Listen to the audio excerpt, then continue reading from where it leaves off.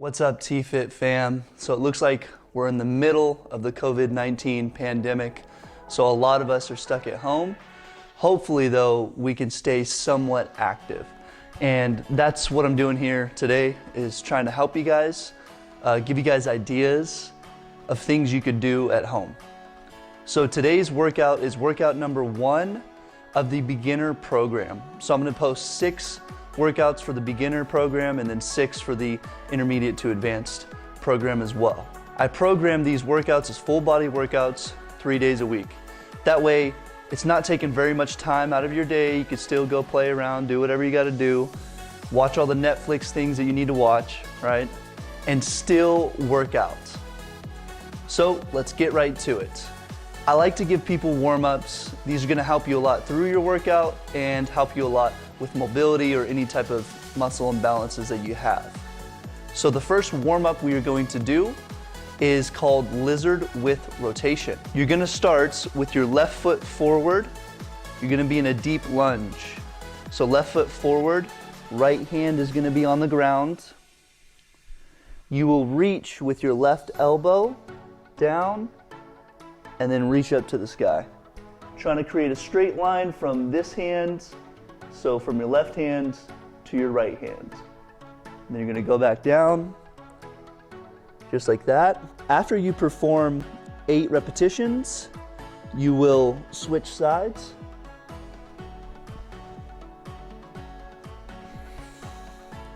Warm-up number 2 is called prone Cobra.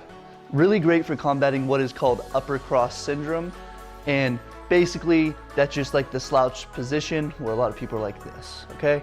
So let's combat that with prone Cobra. We will do 8 repetitions with 3-second holds. You'll be on your chest with your arms out in a T. You'll come up, thumbs will come up, and then back down. The third warm-up is called handcuffs. What you're trying to do is have your chest as high as you can, and then pull your shoulders and your arms up as high as you can.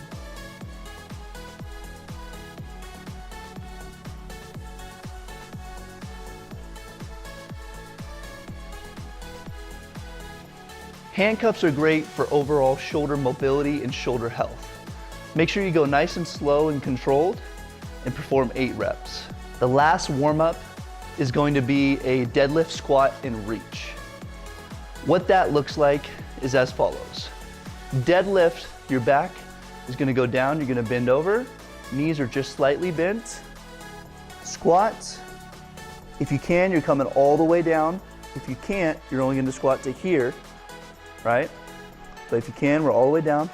Reach, like that. I'll give you a half version from the side. Deadlift, squat, reach.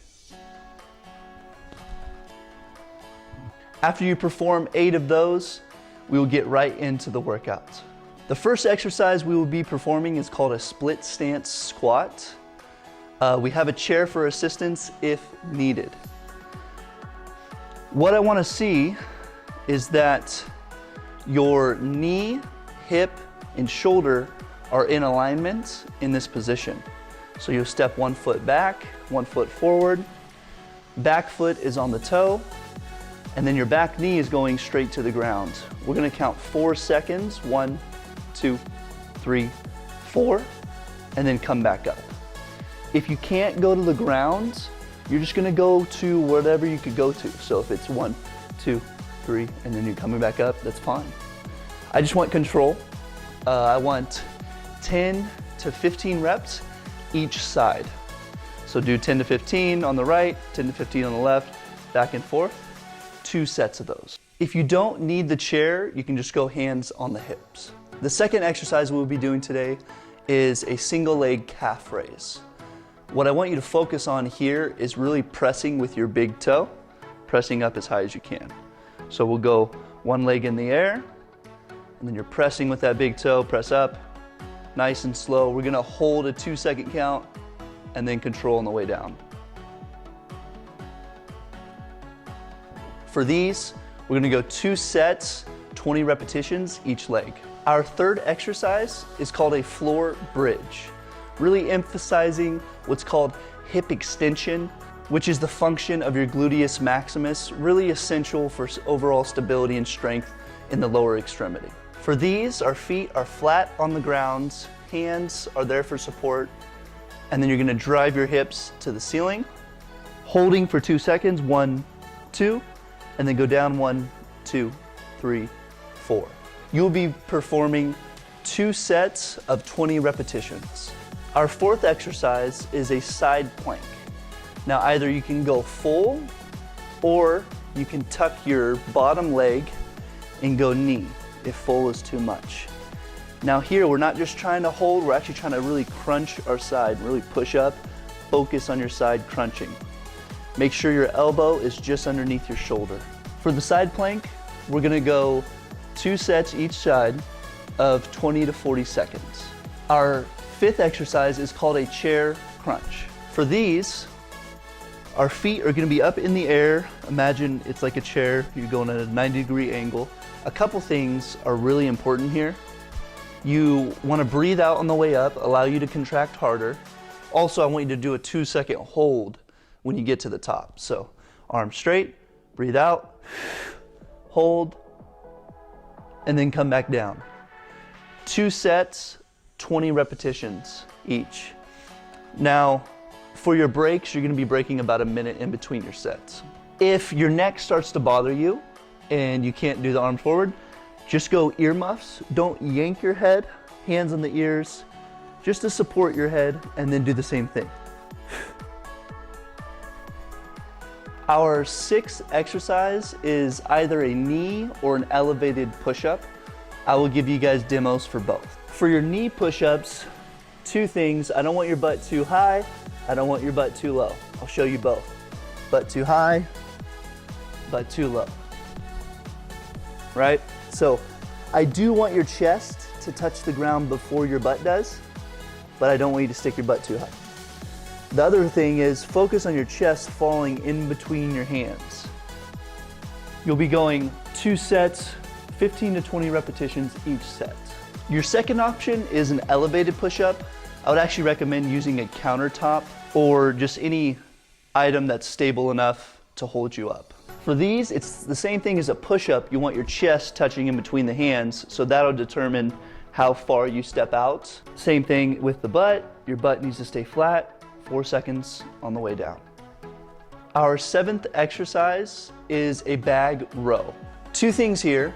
I want your back to be straight, and I want the weight to be heavy enough to where you can only do 10 to 15 repetitions. If you can do more than 15, the weight's too light. You'll grab the bag on either side, butt will go back nice and straight, and then you're pulling the bag to your chest.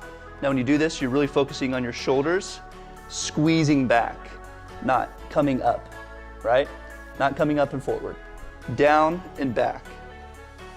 4 seconds on the way down. If you're still with me, we have 2 exercises left. Our next exercise is bicep curls. Main thing here is your elbows stay by your side. So elbows don't come forward, they don't stay too far back. Here, that's more of what's called a drag curl. Elbows are gonna stay right by the side, we'll come up, and then 4 seconds on the way down. We'll do 2 sets of 10 to 15 reps there. Adjust the weight in your bag accordingly. The last exercise of the day is side lateral raises.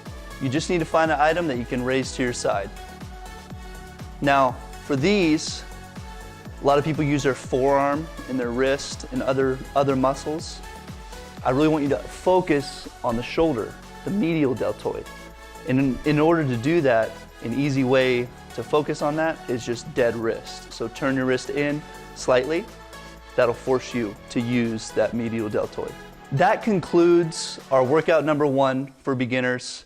I hope you guys found this video valuable. If you do, slap the subscribe button, share this video with friends, try to get this channel growing. Thank you guys for watching today. Stay tuned, and always remember, the future is today.